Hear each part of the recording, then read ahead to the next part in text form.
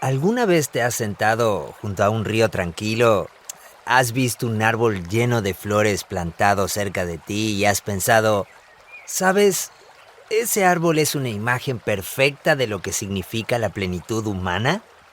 Bueno, si no has hecho ese ejercicio de creatividad, los autores bíblicos sí que lo hicieron.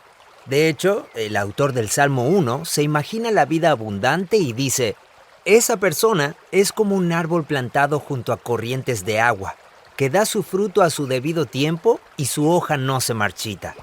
En todo lo que hace, prospera. Además, esta metáfora de que los humanos son como los árboles no es algo que aparece de vez en cuando en la Biblia.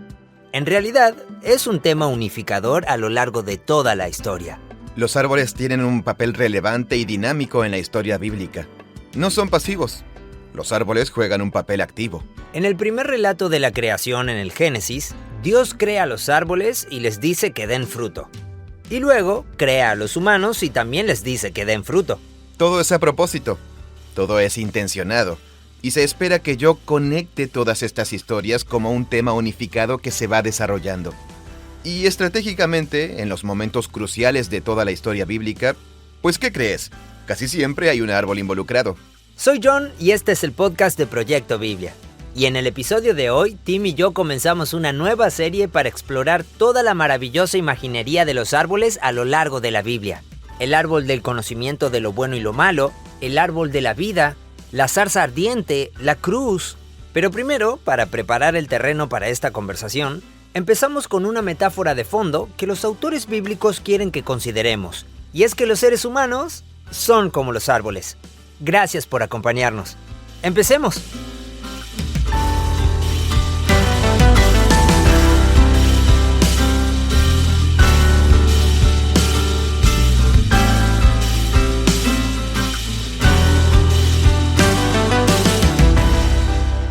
Tenemos un video sobre este tema, sobre el árbol de la vida. Sí, al principio pensé en llamarlo Los árboles del Edén.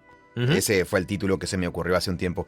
Pero cuanto más tiempo le dediqué a este tema, más me hizo creer que es una buena oportunidad para centrarnos en el árbol de la vida. Específicamente el árbol de la vida.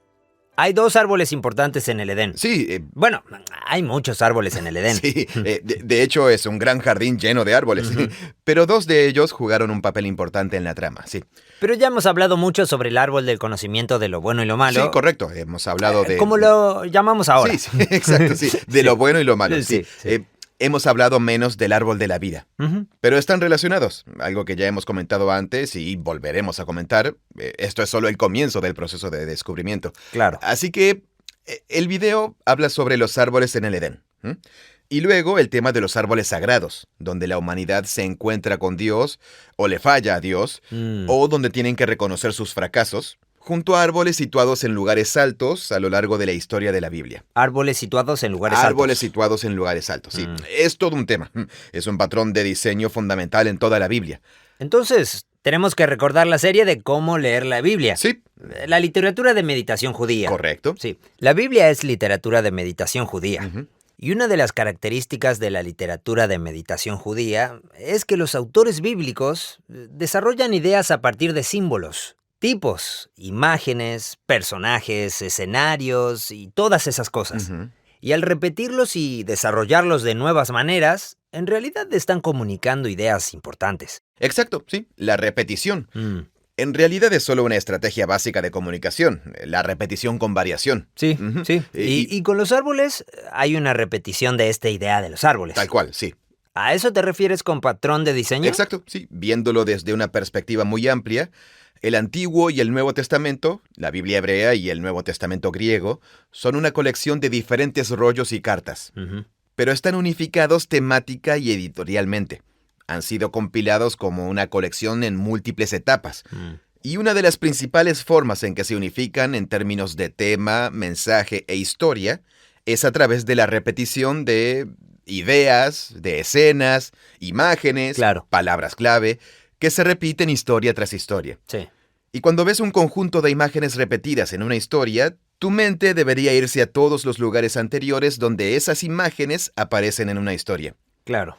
Y entonces se espera que empieces a pensar en ellas como una única idea que se desarrolla a lo largo de toda la colección.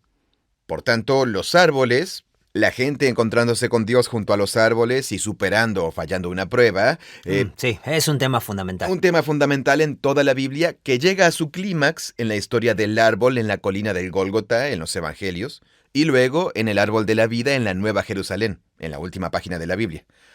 Así que califica como uno de los temas que recorre toda la Biblia. Sí. Comienza en las páginas 1 y 2, sigue por toda la Biblia hasta la historia de Jesús y luego hasta la última página.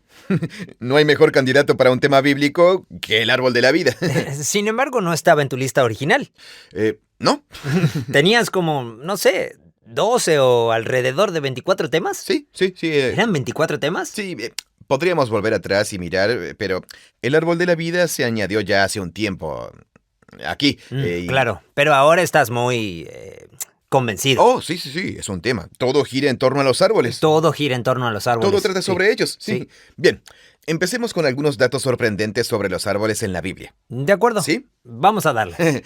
Bien, aparte de Dios y los seres humanos, los árboles son el ser vivo que se menciona con más frecuencia en la Biblia. Wow, qué interesante. Ya sabes, Dios aparece miles de veces, Sí. especialmente en frases como "y dijo Dios" o "Dios hizo". Bien, sí. Los seres humanos están en todas las páginas, Ujú. así que Dios y los humanos.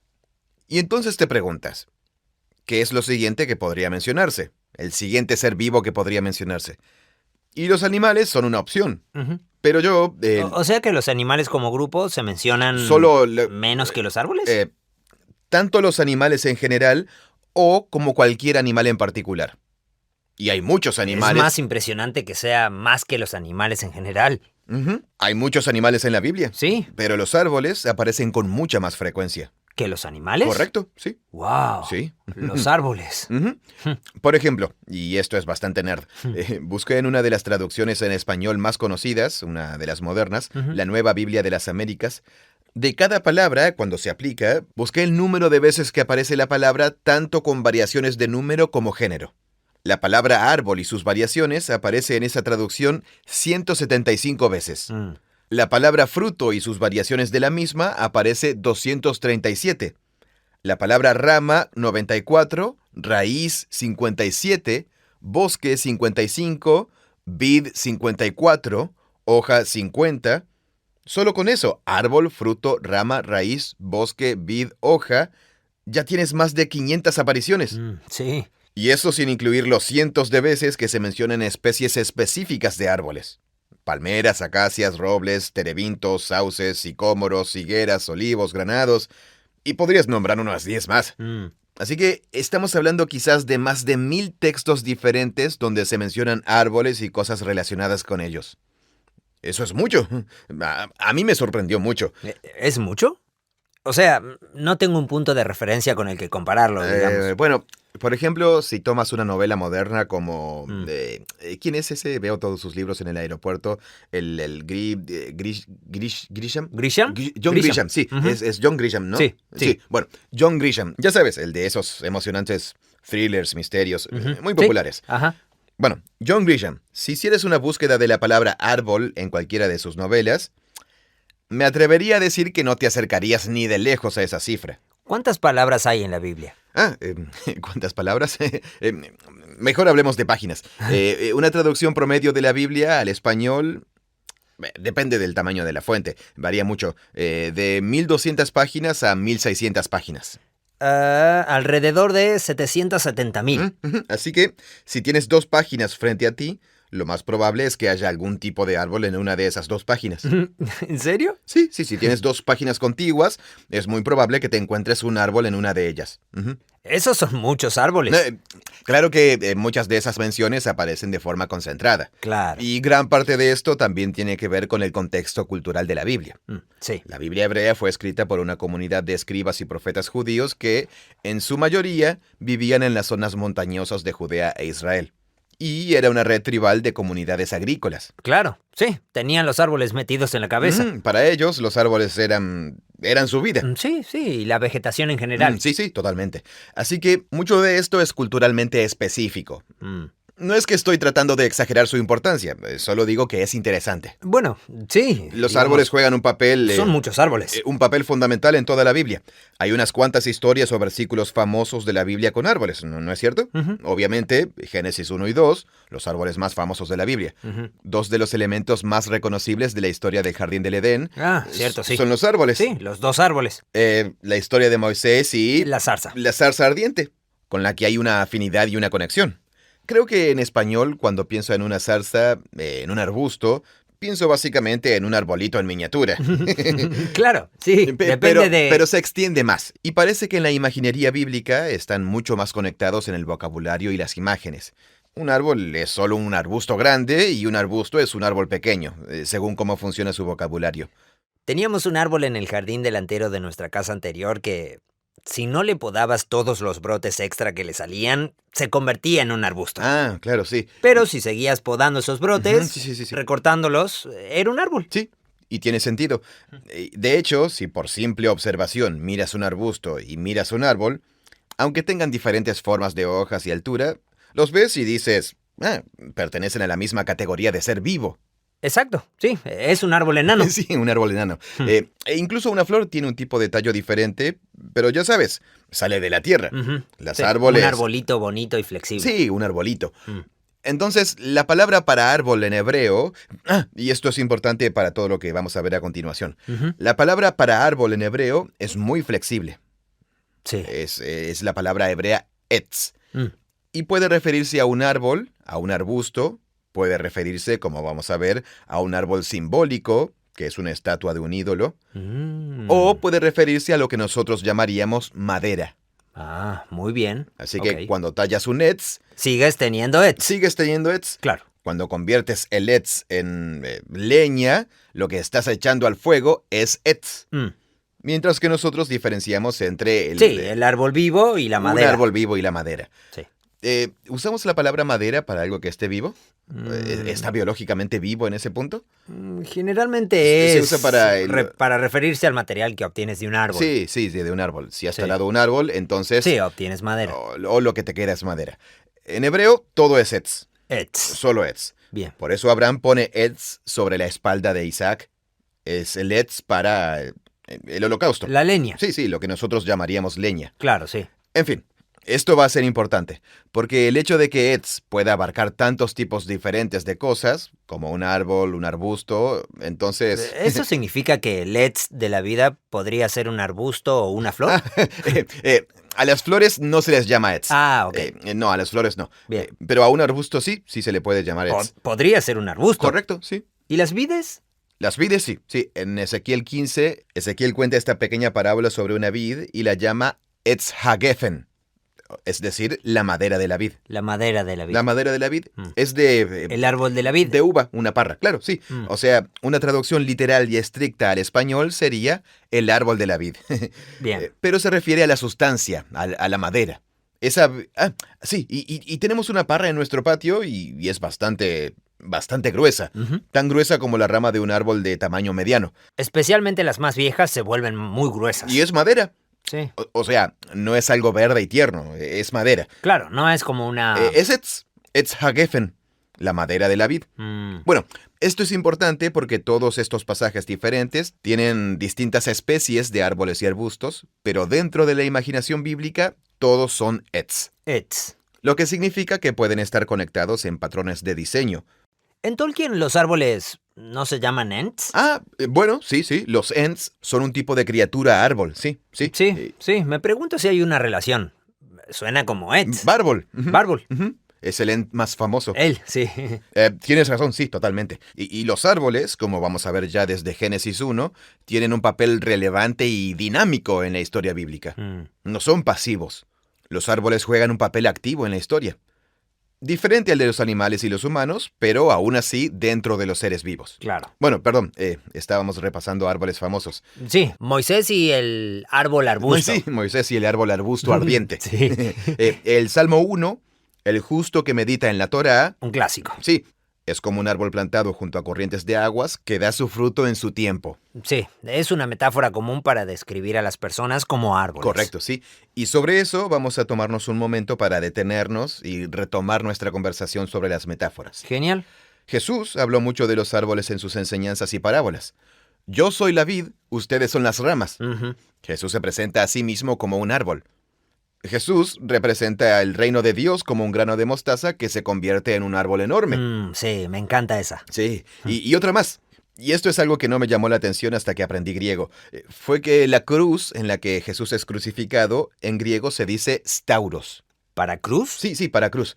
Pero la cruz se la llama con frecuencia el árbol. Cierto. Xulon en griego. Especialmente en el libro de los Hechos. En los discursos del libro de los Hechos, a la cruz, no siempre, pero con la regularidad suficiente como para notarlo a lo largo de todo el libro, se refieren a ella como el madero en el que Jesús fue colgado. Ser colgado de un madero, que es otra palabra para referirse a un árbol en griego. De hecho, eso ha perdurado en la tradición cristiana. Lo he escuchado en himnos, canciones de adoración y demás. Tal cual. Sí, a menudo a la cruz se le llama árbol. Sí, exacto. Bien, ahí lo tienes.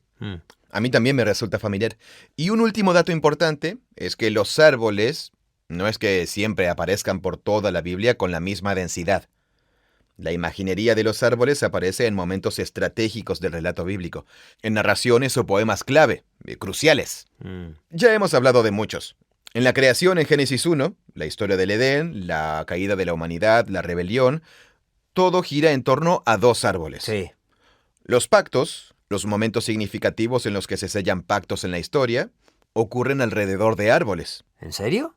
Dios hace pactos, sí. Pensaba que era más bien en montañas. Exacto, sí. Dios hace pactos junto a árboles en la cima de lugares altos constantemente.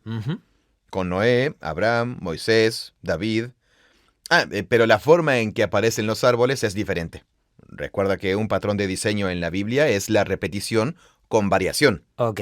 Así que la forma que tiene el árbol es diferente en cada uno de esos lugares altos en las escenas de pacto. A veces tiene la forma de un arca hecha de... Etz. Hecha explícitamente de etz. Otras veces es un etz como tal. Otras veces es un etz que no se menciona en la historia inmediata, pero que se mencionó la primera vez que se mencionó el monte Sinaí. Es la historia de la zarza ardiente. Ahí es donde Moisés se encuentra con Dios y es la montaña donde se hace el pacto. Ah, claro, es la misma montaña. Sí, es el mismo lugar. Y luego el templo, que está todo hecho de etz. La tierra prometida es una tierra llena de vides e higueras bajo las cuales todos deberían poder sentarse. Hay mucha imaginería de árboles para describir la tierra prometida. El templo está lleno de árboles, literalmente en el sentido de los materiales con los que está hecho, pero también simbólicamente, con los granados entretejidos por todas partes con los querubines. En los profetas, al libertador mesiánico se le describe regularmente, de forma metafórica, como un árbol. De hecho, en Jeremías y Zacarías, el nombre para gobernante mesiánico es rama, o el renuevo, un término que significa brote o vástago nuevo de una planta. Ah, sí, la rama de David. Es el hombre rama. Sí, el hombre rama. Las parábolas de Jesús, la muerte de Jesús, la obra del Espíritu, todo se conecta con las hojas y los frutos, con esa imaginería.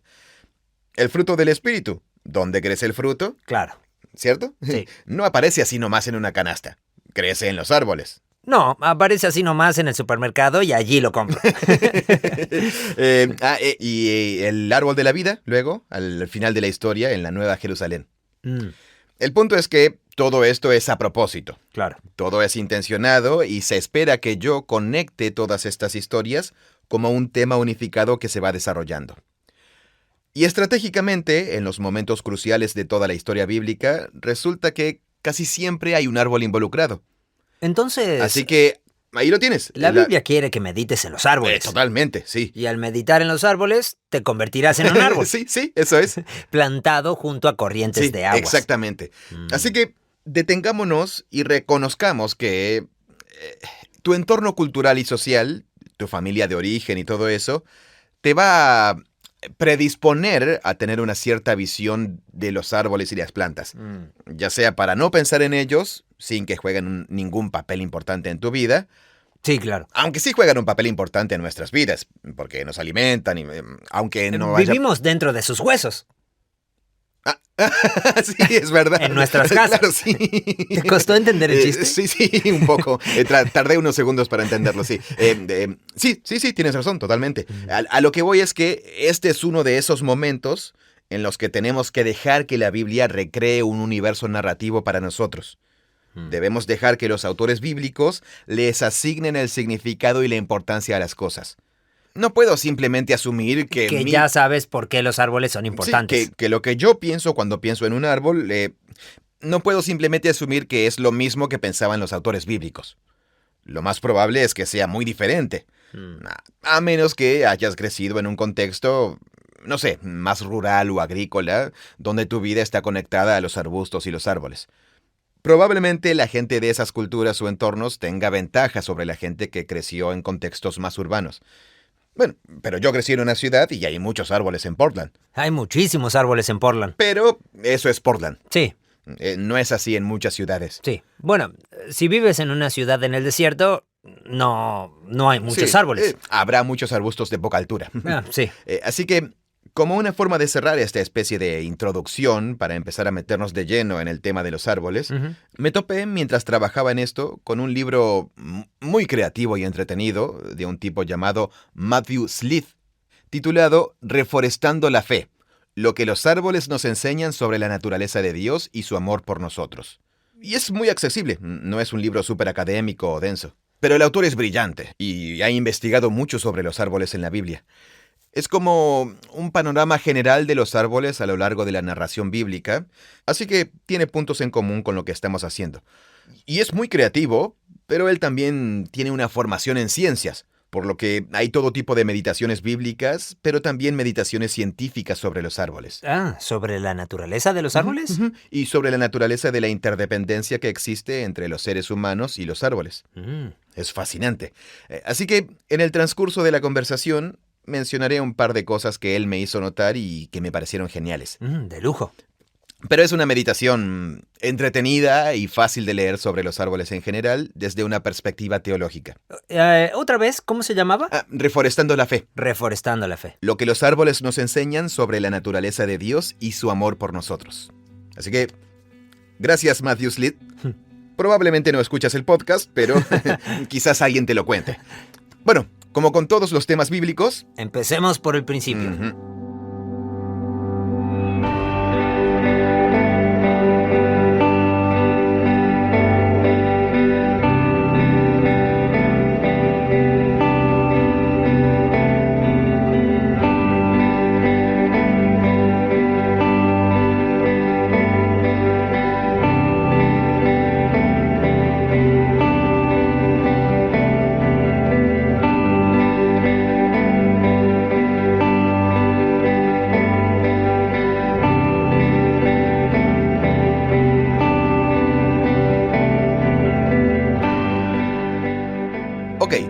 Génesis 1. Podríamos hablar de muchas cosas, pero de lo que quiero hablar es del simbolismo y el significado de los árboles en la primera página de la Biblia. Bien. Dentro de los 6 días de la obra de Dios hay 2 paneles emparejados, 2 series que se corresponden. Los días del 1 al 3 y los días del 4 al 6 son tríadas que encajan entre sí. Hemos hablado mucho de esto. Así es. Sí. Bueno, de hecho, las tríadas son importantes para entender el simbolismo de los árboles y su correspondencia. Metámonos en el tema. Bien, sí. El diseño de Génesis 1, el primer relato de la creación, comienza con el prólogo en los versículos 1 y 2. Concluye con un epílogo, que en realidad es lo que en las Biblias modernas se corresponde con el capítulo 2, versículos 1 al 3. Ese es el epílogo. Y lo que hay en el medio, desde el versículo 3 hasta el 31, son estos 6 días de la obra de Dios. Y esos 6 días están diseñados en 2 series de 3 días que se corresponden. Los días del 1 al 3 forman un grupo. Y luego los días del 4 al 6 vuelven atrás y se corresponden con lo que sucedió en los días del 1 al 3. Correcto. Bien. De modo que los días 1 y 4, los días 2 y 5 y los días 3 y 6, todos coinciden en cuanto a contenido, vocabulario, etc. El prólogo comenzó diciendo que todo era desordenado y desolado, caótico, desorganizado y deshabitado. La primera tríada, los días del 1 al 3, A lo que en la mayoría de las traducciones se refiere como... desordenada y vacía. Eso, desordenada y vacía. Ujú. Es la traducción típica. Sí, que son las palabras que se usan para transmitir la idea de caos. Desordenada, que no tiene estructura. Sin forma. No tiene orden. Vacía. Sí, y está vacía. Sí, deshabitada. Y eso significa que no hay nada, claro. Día 1, la luz de Dios emana en la oscuridad. Ujú. Día 2, las aguas de abajo se separan de las aguas de arriba. Esto es importante. Día 1 sucede una cosa, la luz de Dios. Día 2 sucede una cosa, las aguas se separan de las aguas. Día 3 suceden dos cosas. ¿Te has dado cuenta? Sí, Una cosa. Día 1, una.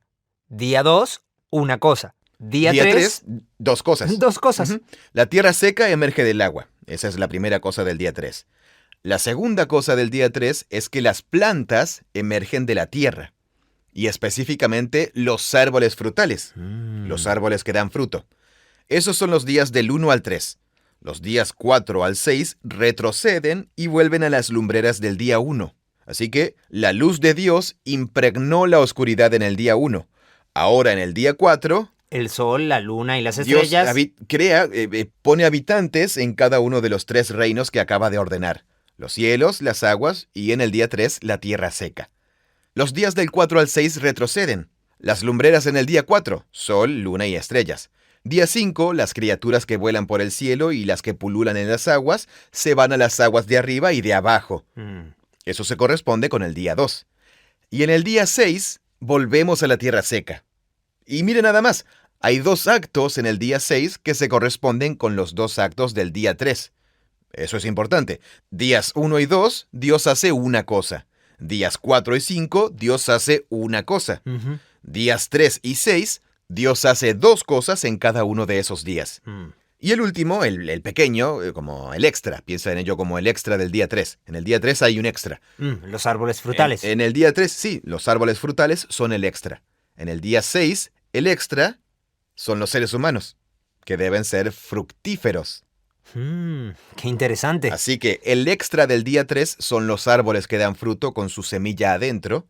El extra del día 6 son los humanos que dan fruto y semilla. Y en español esa es la misma palabra. Árboles frutales Ujú, sí, y humanos frutales. correcto, sí. Digo, humanos fructíferos. Sí. Y es la misma raíz en hebreo. El verbo es pará. Bien. En el día 3, Dios dice que produzca la tierra vegetación. Es una categoría muy general. La siguiente categoría, plantas que producen semilla. Siguiente categoría, árboles frutales en la tierra que producen fruto con su semilla adentro.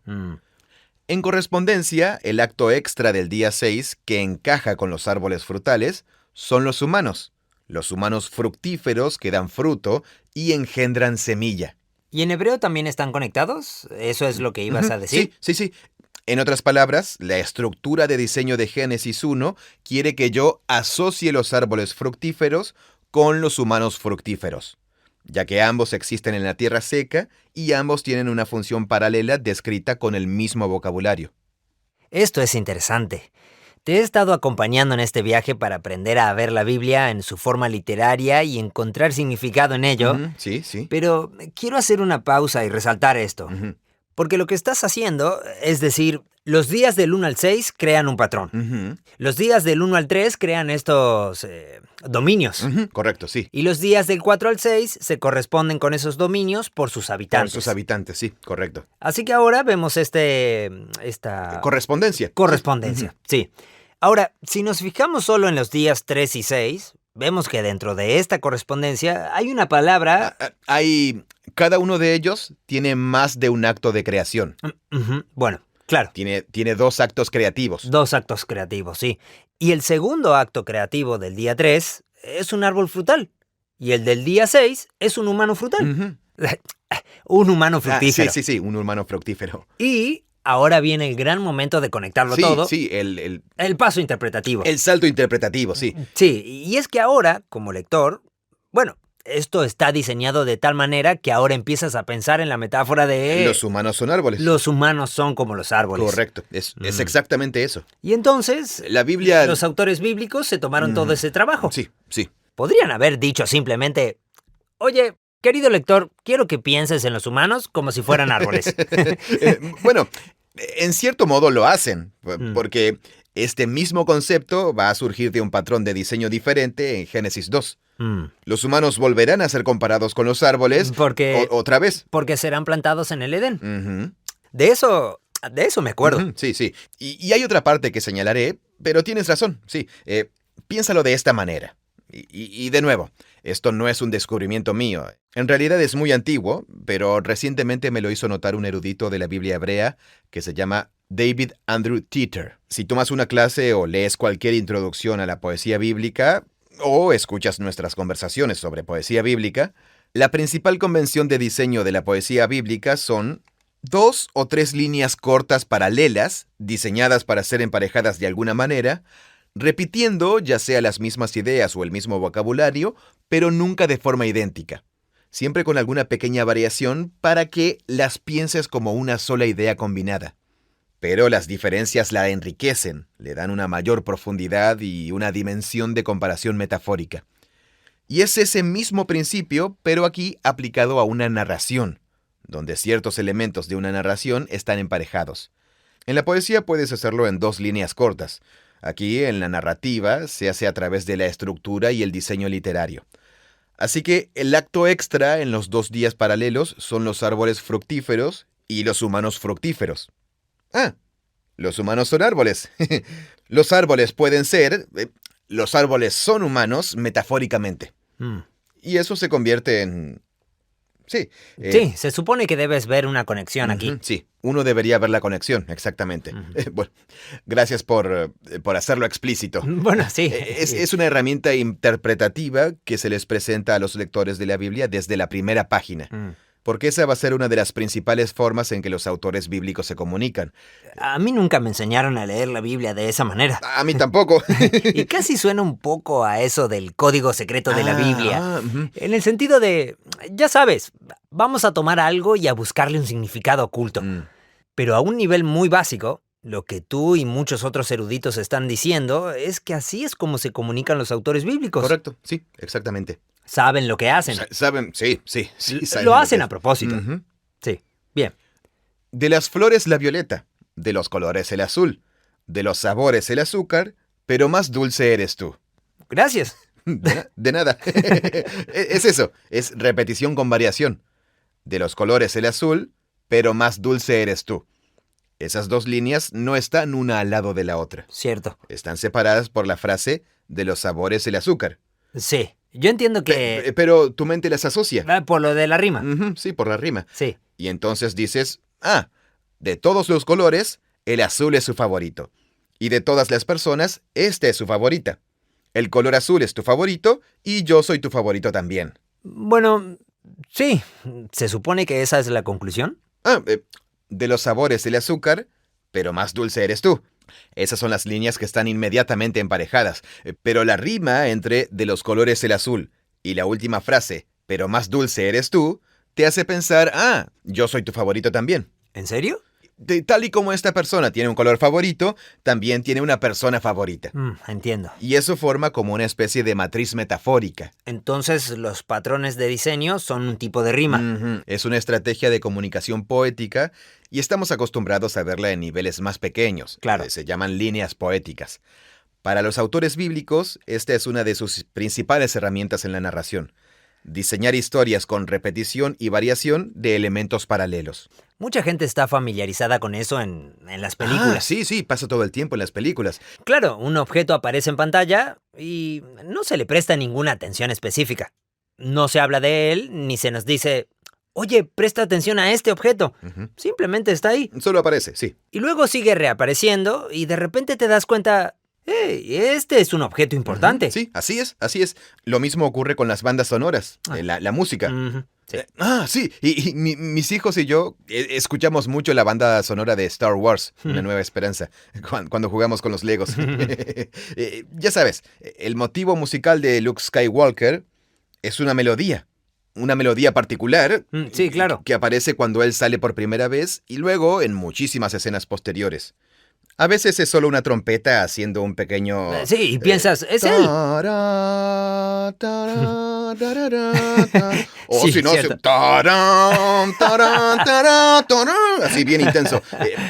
Y es eso, Sí. es un pequeño adorno musical y trae de vuelta el patrón de diseño de todo lo que Luke representa en todas las historias hasta ese momento. Es la misma estrategia aquí, a través del diseño literario. Los humanos son como los árboles Sí. en Génesis 1.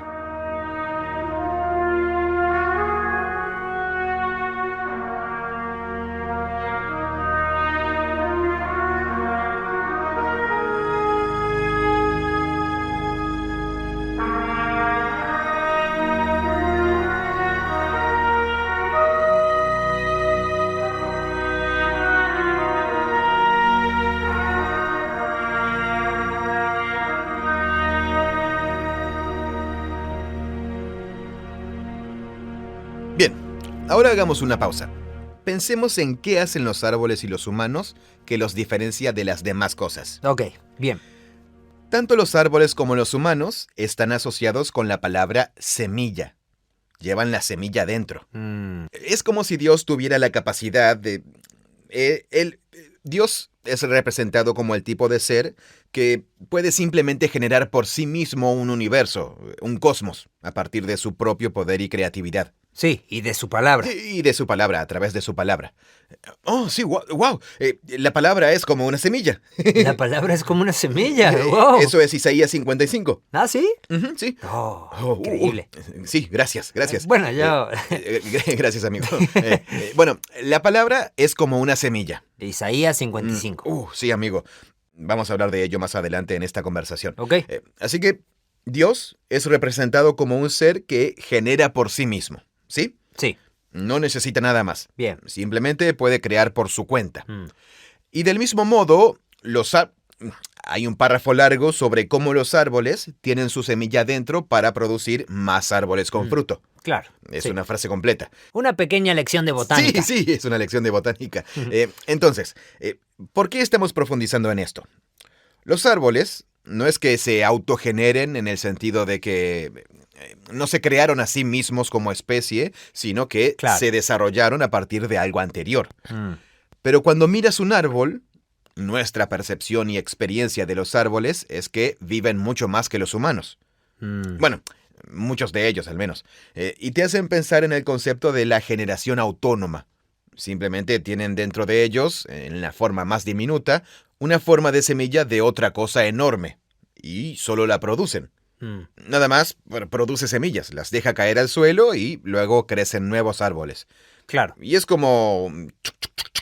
es una especie de vida perpetua, una especie de vida eterna. Ahora, eterna no literalmente, sino metafóricamente. Sí, simplemente continúa. Continúa, sí. Y si te detienes a pensarlo, la humanidad como especie es algo parecido. Tiene dentro, como ocurre con los pájaros y las abejas, dentro de ellos, dentro de un hombre y una mujer, hay ciertos fluidos. Y los fluidos se mezclan, y ese fluido se llama semilla en hebreo. El esperma masculino en hebreo se llama semilla. Claro. Entonces, que los humanos sean como árboles y el dar fruto es una imagen de Dios dándoles el don de la vida que se autorreplica a otras criaturas. De una manera que son... Es como si fueran imágenes de la vida y la creatividad divinas. Ahora bien, son criaturas, por lo que no generaron su propio principio. Pero una vez que se les da un principio, pueden imitar la autoperpetuación. Sí, la vida perpetua de Dios a través de la forma de la semilla. Así que eso es... Hay algo como divino en la semilla. Sí, exactamente, a eso me refiero. Génesis 1 empareja a los humanos y a los árboles como un tipo de criatura que se autoperpetúa. Y los animales también, pero la narrativa no llama la atención sobre eso en el caso de los animales. Claro. Realmente se enfoca en la capacidad del árbol para autorreproducirse y en la capacidad del ser humano. Sí. Lo que creo que significa es que se supone que debemos asociarlos. En fin, ese es un punto para meditar. Prepárate una taza de café o de té, da un largo paseo y piensa en cómo los árboles son como los humanos y cómo ambos son una imagen del poder y la creatividad de Dios para generar por sí mismo. Para mí, lo que fue interesante cuando caí en la cuenta de eso fue que la idea de un árbol, como un símbolo que otorga la vida eterna en el Edén, cobra mucho más sentido cuando entiendo este concepto de lo que simboliza un árbol. Cierto. Esta idea es nueva para mí, que la semilla esté conectada metafóricamente con la idea de la vida eterna. Claro, sí. Que una semilla tiene la capacidad de autoperpetuarse, convertirse en un ser vivo que tiene más semillas, que se convierte en más seres vivos y que puede continuar indefinidamente, en teoría. Y con esta idea de una vida indefinida, ya no estás tan lejos de la idea de la vida eterna. No. Así que estás diciendo que un antiguo pensador hebreo estaba sentado, contemplando las semillas y esta conexión, y pensó, esto se parece mucho a la vida eterna. Sí. Y eso se convirtió en la semilla de una idea. Sí, claro. Y es que quizá la mejor manera de representar la vida eterna es como un árbol. Sí, así es. Nos ayuda a entender un tipo de imaginación donde un árbol puede asociarse con el don de la propia vida eterna de Dios. Porque los árboles tienen su propia especie de vida perpetua. Y los humanos tienen esa capacidad. Pero esa capacidad está comprometida de muchas maneras. Ahora, estamos hablando a nivel de especie, no a nivel individual. Correcto, sí. Bueno, ¿de los árboles? De ambos. Ya veo. Bueno, a nivel de especie para los humanos. Para las plantas sería un filo, una clase o algún reino. Ya olvidé cuáles eran los términos para los niveles de las especies. En fin, pero Génesis 1 se centra en los árboles frutales. Hay una correspondencia entre los mamíferos y la vegetación. Sí, eso es, exacto, sí. Ahí lo tienes. Bien. Los mamíferos. Los árboles tienen especies. Correcto, sí. Bien, genial. Sí, lo que quiero decir es que la otra cosa sobre que el árbol de la vida sea un árbol es porque es algo que se come, de lo que participas, ¿no? Sí. Es como... Sí, es la imagen de Génesis 2 que trata sobre comer del árbol, que es como el siguiente paso en el desarrollo de la idea. Pero Génesis 1 es solo la categoría básica. Las personas son como árboles y a ambos se les da el don de tener potencialmente una vida continua y perpetua. Esa es una de las maneras en que Génesis 1 representa el poder y la vida eternos de Dios. Cuando yo pienso en la vida eterna, personalmente, no pienso a nivel de especie, pienso en que yo pueda... Claro, sí. vivir perpetuamente. Correcto, sí, ya veo. Sí, lo cual es diferente, pero es una idea que se conecta. Tal cual. Bien. También tiene sentido en el libro de Isaías. Cuando Isaías visualiza la nueva Jerusalén y dice, los días de mi pueblo serán como los días de un árbol. Lo menciona explícitamente. Y sí, el libro de Isaías representa una meditación continua sobre el significado de los árboles en la Biblia hebrea.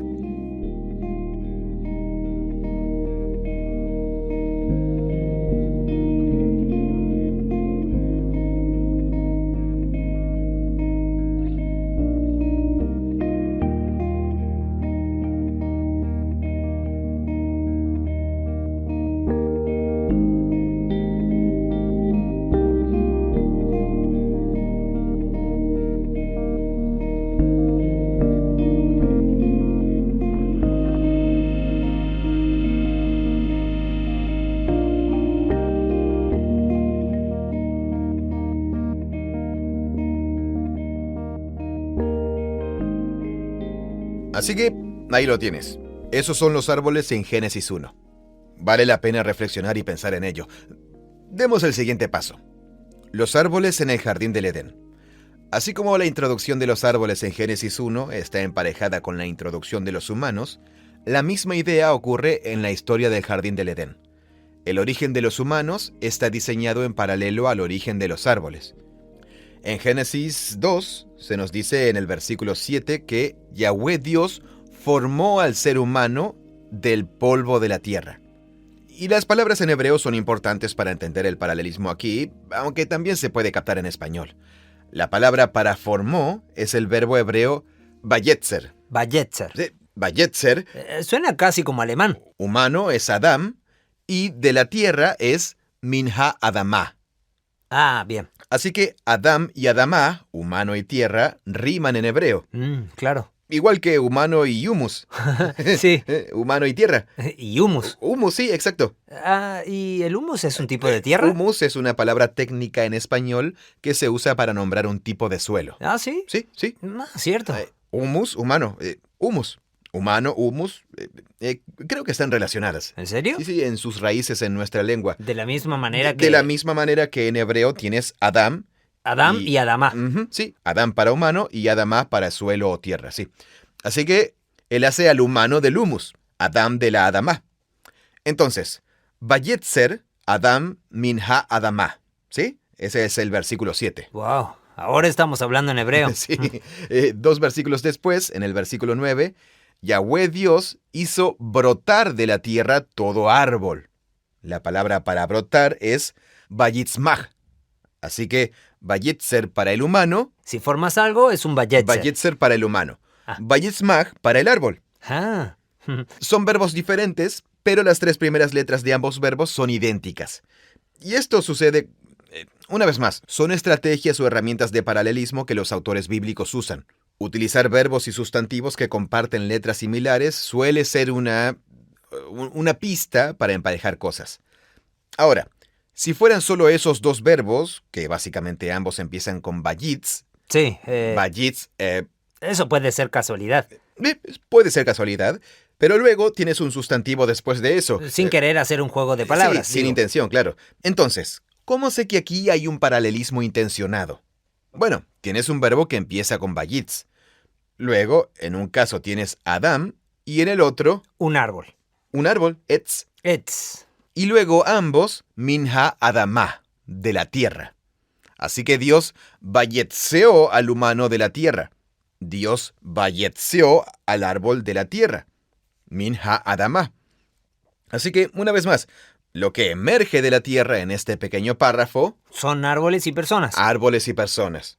Y ya me han preparado para establecer un vínculo entre los árboles y los humanos por el paralelismo de Génesis 1. Claro. Así que se está reforzando el mismo concepto metafórico. Las personas son como árboles, lo que significa que el fruto de los humanos, sus orígenes y su destino van a estar vinculados de alguna manera. Los humanos son árboles, el origen de los árboles es similar al de los humanos. Me pregunto si el futuro de los humanos estará ligado al futuro de los árboles. Y lo siguiente que te cuentan es, ¿sabes qué? Había un par de árboles especiales. El árbol de la vida en medio de ese jardín y el árbol del conocimiento de lo bueno y lo malo. Oh, sí, el destino de los humanos y los árboles está muy entrelazado en esta historia. Tan, tan, tan, tan. Me encanta el detalle de que haya diferentes tipos de árboles Sí, en sí. Génesis 2. Sí. Hay árboles que son agradables a la vista. Cierto, sí. Hay árboles para comer. Sí, ok, hablemos de eso. Bueno, nada más me gusta porque es como, para mí, y probablemente tú me ayudarás a apreciarlo como corresponde, pero para mí es simplemente, aquí está Dios en el jardín. Y no se trata solo de... Pura funcionalidad. Sí, pura funcionalidad.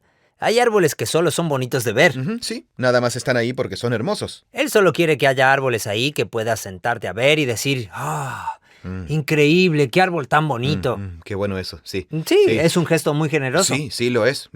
Dejándonos ver el gusto artístico del creador. Eso. Sí. Y el arte no necesita tener una función práctica para ser significativo. No, simplemente te sientas y disfrutas de su belleza. Tal cual. Claro. Comunica a un nivel diferente. Bien, entonces, piensa conmigo. Repasemos. Tienes árboles y humanos que son fructíferos en Génesis 1, ¿sí? Tienes árboles y humanos que son vayetzeados de la tierra en Génesis 2.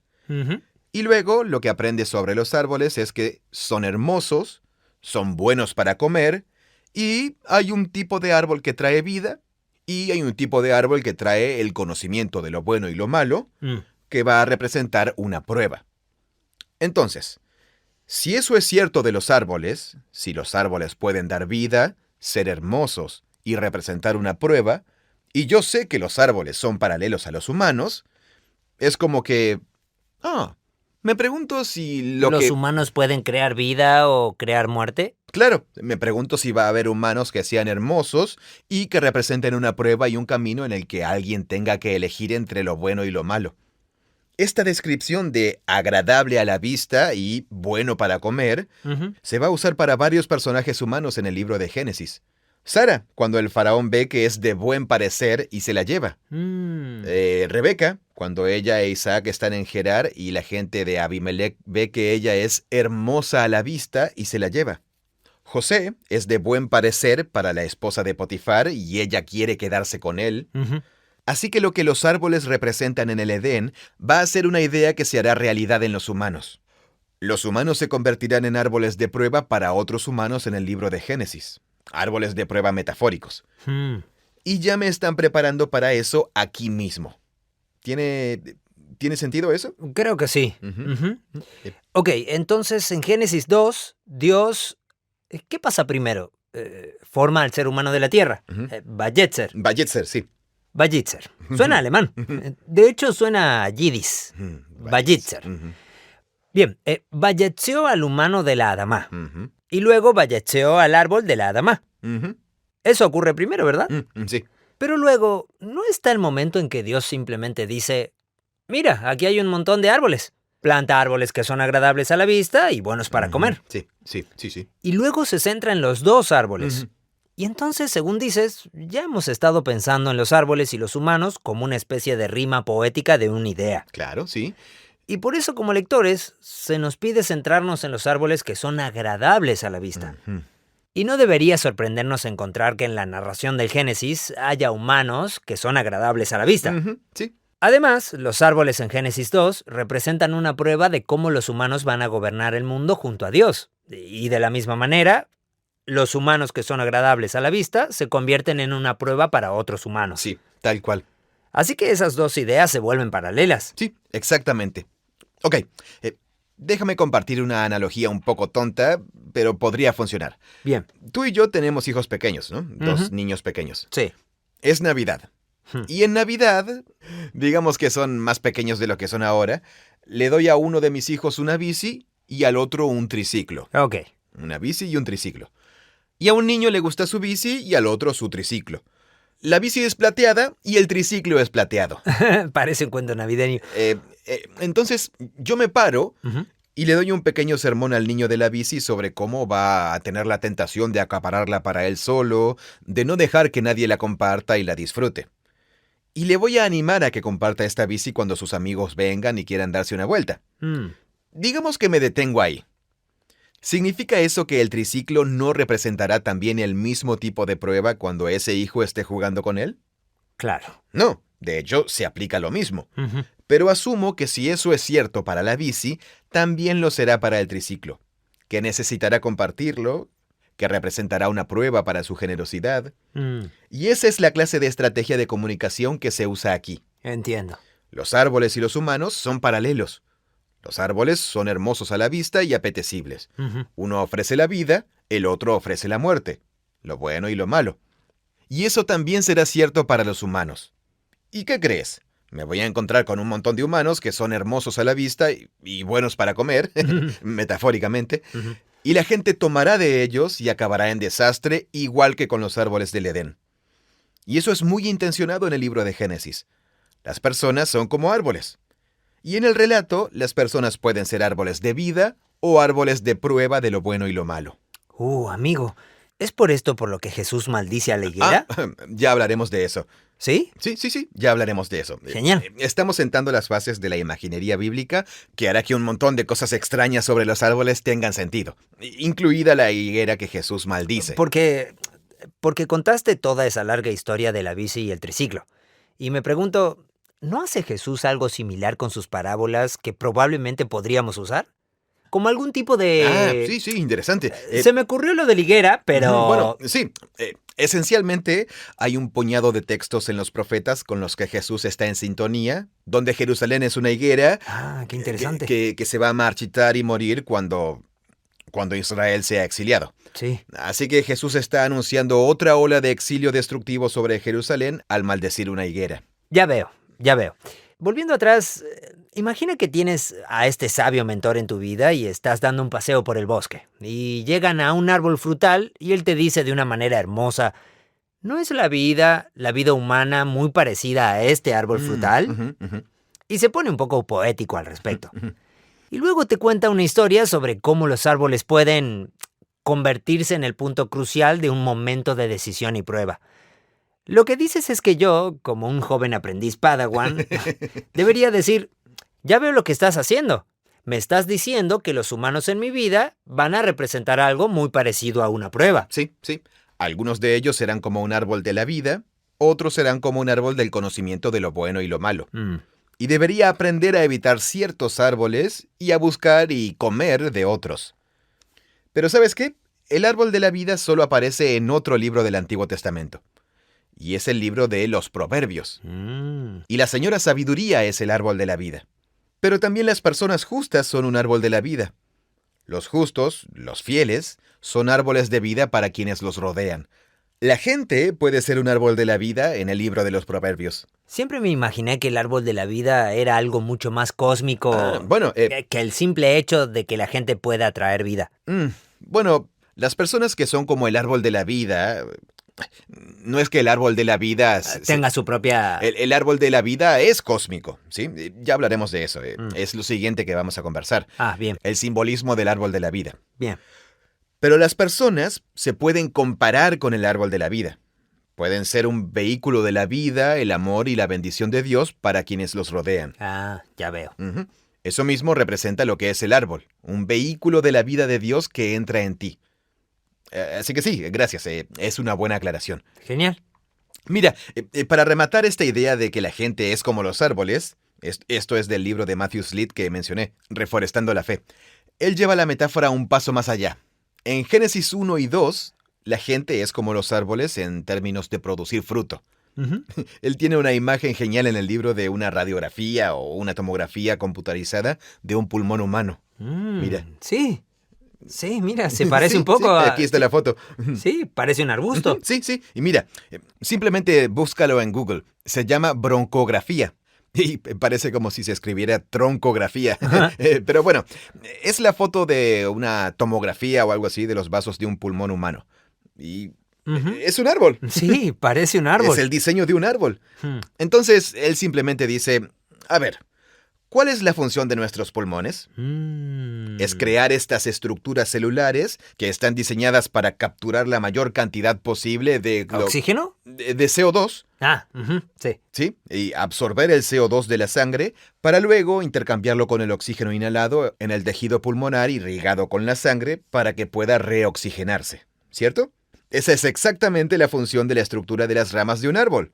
Absorber CO2 ¿sí? Y transformarlo dentro del árbol en oxígeno, en O2.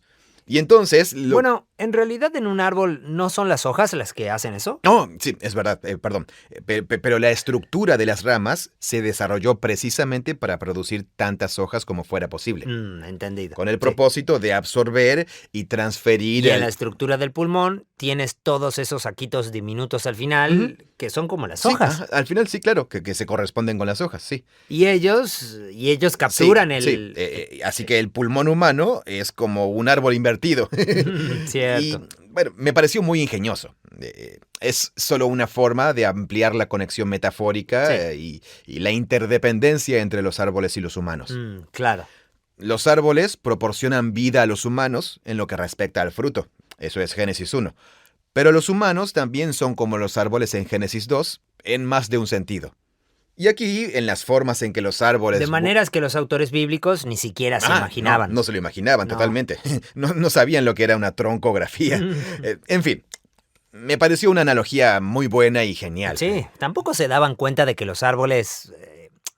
que el pulmón de un árbol estaba creando oxígeno. Sí. O que los pulmones de los humanos dependen de absorberlo, claro. Sí. Bueno, me pareció genial. Búsquenlo, oyentes del podcast. Busquen broncografía en Google Imágenes. Me pareció alucinante. No me lo podía creer. Lo vi y pensé, eso es un árbol. Tengo un árbol invertido dentro de mi pulmón. Es buenísimo.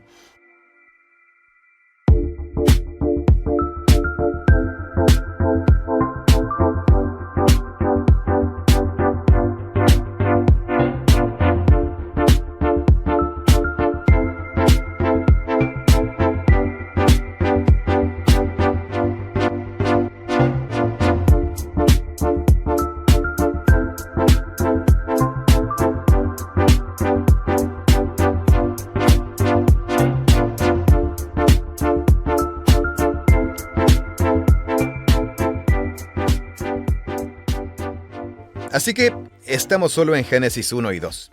La gente se compara con los árboles. En hebreo, la palabra principal para descendiente es la palabra para semilla. Claro. Y tanto la palabra para la semilla de una planta o un árbol, como la palabra para la semilla de un humano, es la misma palabra. Zera. En hebreo, zera. Para mí esto se volvió problemático a la hora de rastrear la idea de la semilla y conectarla. Porque, ¿recuerdas que usamos la palabra descendencia, Sí. que era lo más cercano que teníamos en español? Sí. Porque no decimos tu No, semilla para los descendientes, no. cuando hablamos de los hijos de alguien. No lo hacemos. No es una expresión que se usa mucho. No es una frase común en español, no. Probablemente podrías entenderlo si alguien viniera y te dijera, ven, quiero presentarte a mi semilla. Contemplad mi semilla. Sí. Y tú pensarías, wow, este parece un nerd de la Biblia. O simplemente... Sí, está hablando en bíblico. Sí, que es un tipo raro. Claro, sí, también.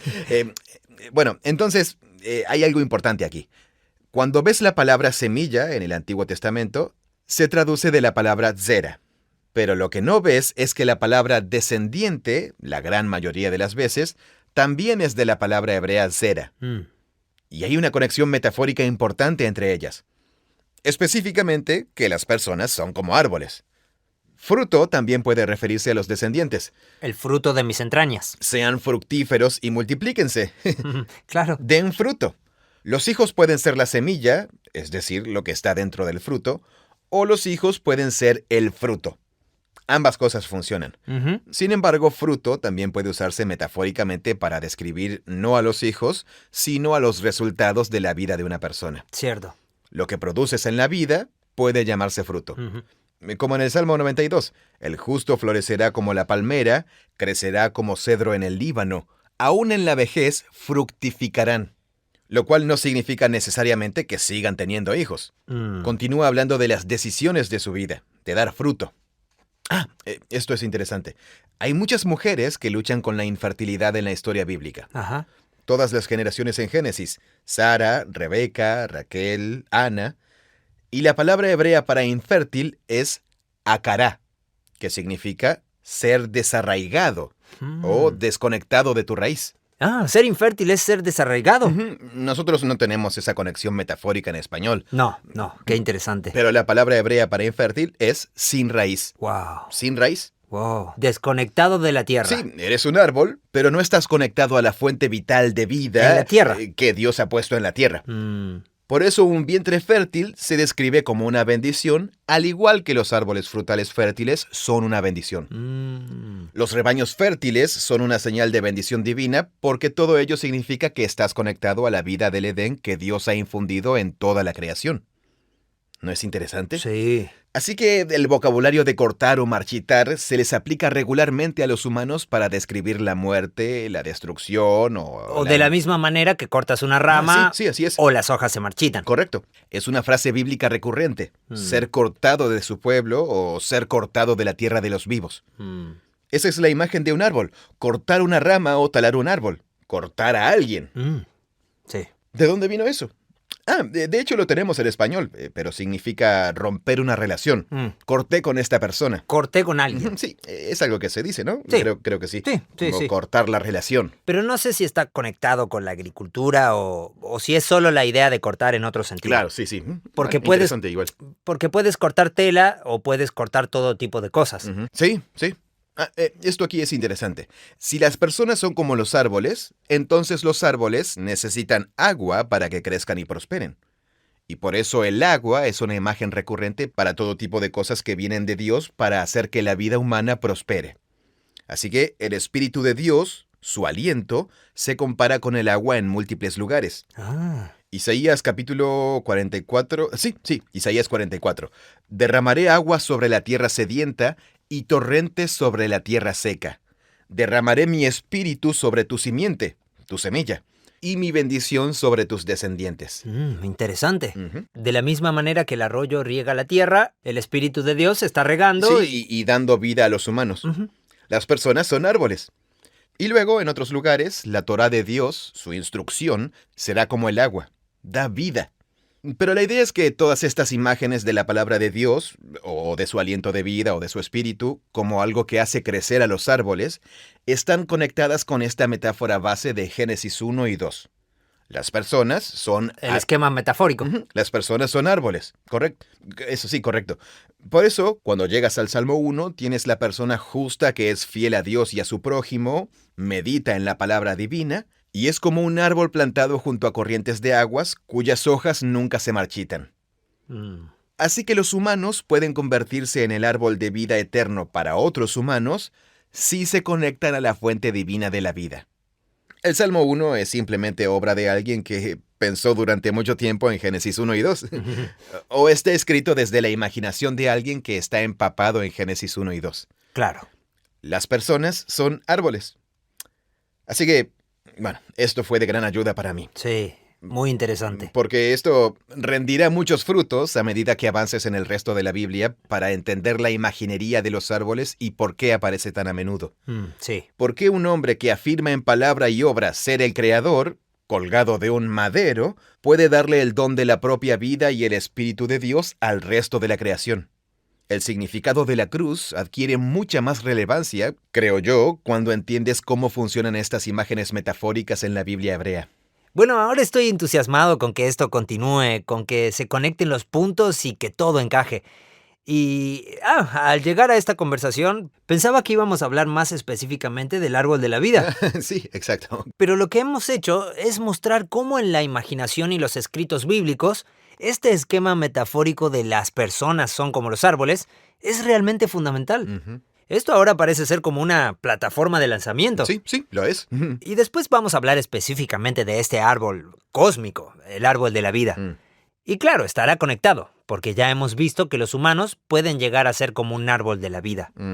Los humanos son como el árbol de la vida y como el árbol de la prueba. Y el árbol de la vida es un tipo específico de árbol al que los humanos pueden parecerse porque los humanos son como árboles. Sí, así es. De acuerdo, genial. Sí. Suena bien. Fantástico.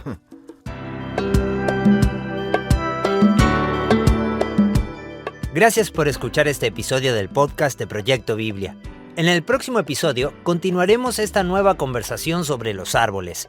Hablaremos de los árboles sagrados de los antiguos. Los pueblos antiguos, desde el remoto mundo occidental de Egipto hasta las marismas orientales de Babilonia, vivían en la tierra, no simplemente sobre ella. Todas eran culturas agrarias cuyo sustento se encontraba y se mantenía entre la sombra, el fruto, el refugio y la belleza de los árboles. No cabe duda de que este estilo de vida tuvo un efecto significativo en estas culturas agrarias y en la forma en que percibían el mundo. Los árboles eran uno de los elementos más sagrados de las civilizaciones del antiguo Cercano Oriente. Proyecto Biblia es una organización sin fines de lucro con financiación colectiva. Nuestro propósito es experimentar la Biblia como una historia unificada que nos guía a Jesús. Todo lo que hacemos es gratuito por el apoyo generoso de miles de personas como tú. Muchas gracias por ser parte de esto junto a nosotros. Este podcast es producido por Full Voice Studio. Es una versión localizada del podcast de Bible Project, originalmente grabado por John Collins y Tim Mackey. Gracias por escucharnos. Hola, mi nombre es Javier Gómez, soy de Bogotá, Colombia. Me gusta Proyecto Biblia por su forma clara y creativa de comunicar verdades bíblicas por medio de múltiples herramientas, con la ayuda de recursos visuales y auditivos. La uso para mi crecimiento personal y teológico. Descubrí Proyecto Biblia a través de sus videos en YouTube. Creemos que la Biblia es una historia unificada que nos guía a Jesús. Proyecto Biblia crea recursos gratuitos para ayudarte a experimentar la Biblia. Todo lo que creamos está financiado por generosos benefactores de todo el mundo. Puedes ver toda nuestra biblioteca de podcast, buscar otros recursos y realizar donaciones en nuestra página web proyectobiblia.com.